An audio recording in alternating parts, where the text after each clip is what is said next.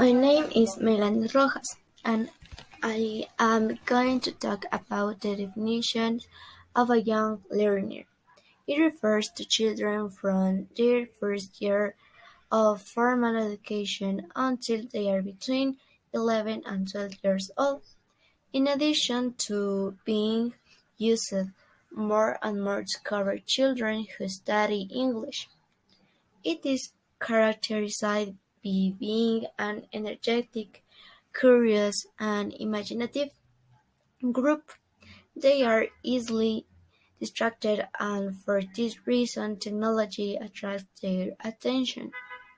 That is why his teaching is kinesthetic, that is, through actions, experience of the body itself that happens every day.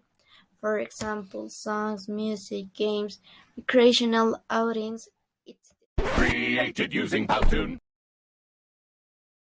I am Michelle Toasa and I'm going to explain about the topic how to work with difficult students. Keeping the topic in mind is important, like professors develop some attitudes that will help in the class. The lazy students.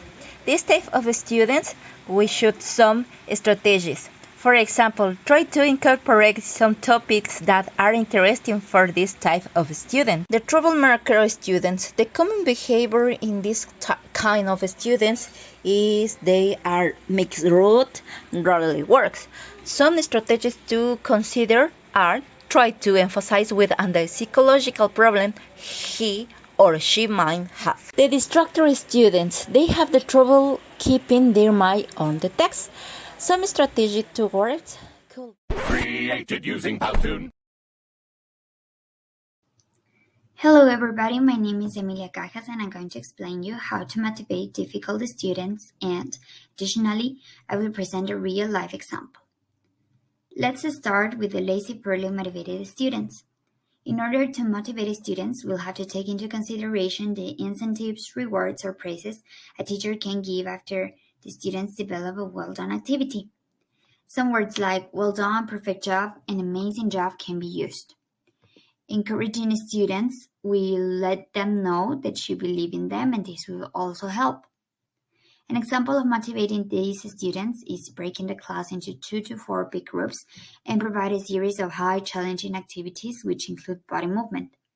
You will have to set up the rules, and then after finishing this activity, the winner could receive a reward, which can be no homework for a day, extra points, or maybe choosing an activity to do in class. Now, moving to the troublemaker students, here are some tips to keep them motivated. A teacher in the class should have sense of humor and also a little bit of control in order to keep the balance. It's important that we give importance to students by learning their names and recognizing in which part they usually have problems, so you can give them an activity related to this, as I said, problem. In addition, we have to use new pedagogical tactics, like games and apps to keep them moving and busy. An example of this can be, if a student is moving around annoying students, we can apply the timeout strategy. This means that we make students go away from the class just for a minute or two in order that they stay calm.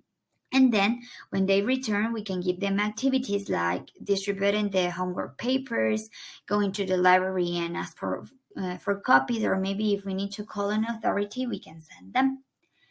Now we have the distracted students, and here to keep them motivated, we can use the distraction blockers. We have to avoid the usage of earphones and AirPods. In the class management, we have to organize the class in order that every student can see the teacher and themselves so they can work in a cooperative way.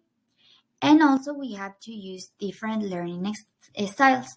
An example of motivating these distracted students can be if, for example, we are talking about how a volcano erupts in a science class, then we can ask them to bring materials in order to make a kinesthetic class.